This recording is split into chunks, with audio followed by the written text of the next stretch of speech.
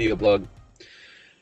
Back in seminary, on one rainy, dirty, nasty evening, three friends and I decided to go to see a movie. So we got to the movie theaters and went to see the movie, and I don't even remember what movie it was. But we came out of the movie, and the rain had stopped, which was good. And so we hopped in the car, and my friend was driving home when the windshield wipers never worked. They wouldn't go on when she flipped them on. And so she said, "Oh, that's okay." And she kept driving home. I looked at the windshield, and the windshield was just dirty. It was filthy. It was that kind of Chicago rain that carries a lot of mud with it. So the windshield was just horribly dirty. And it made me nervous with her driving in Chicago with a dirty windshield.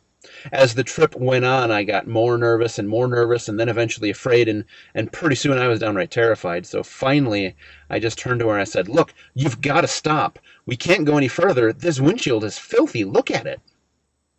And she turned and looked at me and she said, "Well, that's okay. I'm not looking at the windshield. I'm looking at the road." And I looked out the windshield, and I realized that the reason it looked so dirty to me was because I was completely focused on the windshield itself. When I shifted my focus away from the windshield and onto the road beyond it, sure enough, you could see just fine. I learned a very important lesson that day, one that obviously has carried with me for all these years. It's really, really important what we keep our eyes focused on. It made me think of a lesson out of the Gospels. It's about Peter.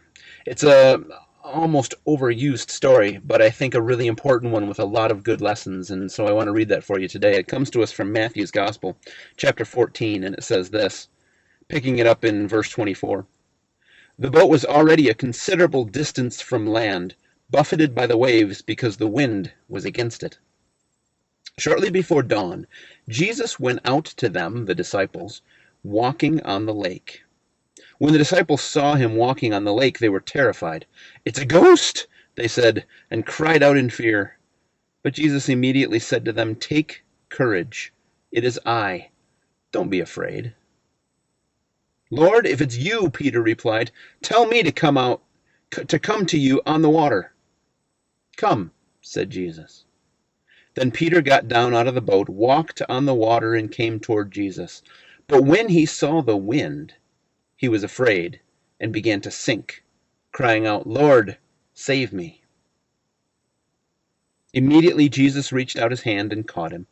'You of little faith,' he said, 'why did you doubt?' And when they climbed into the boat, the wind died down.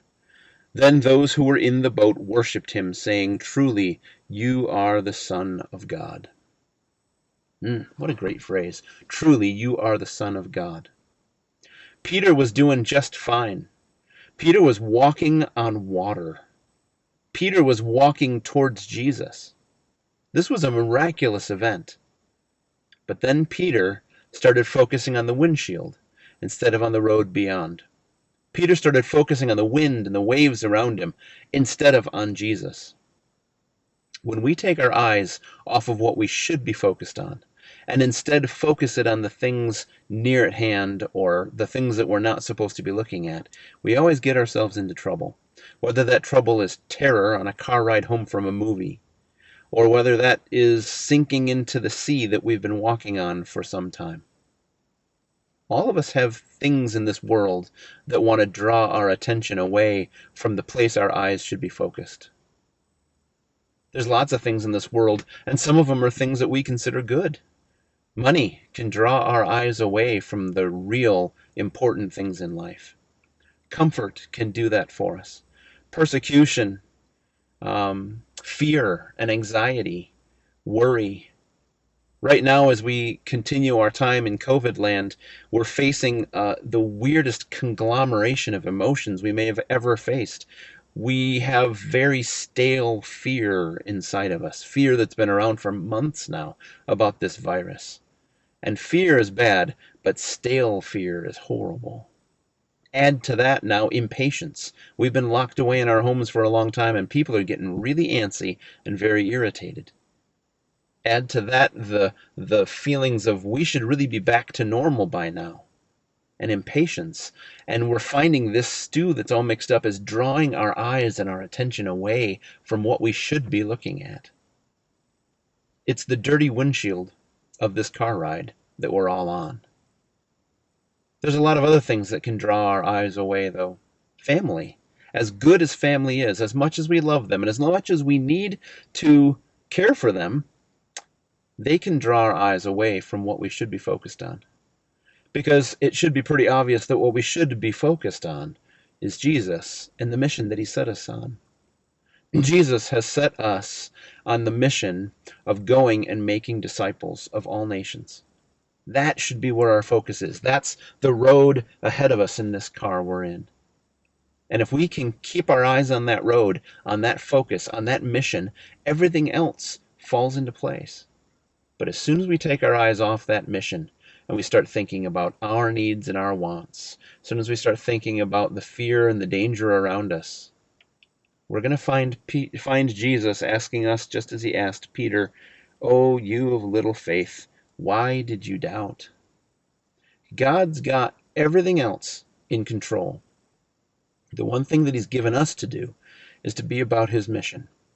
So today, let me encourage you, keep your eyes focused firmly on Jesus. Keep your focus on the mission he set us to.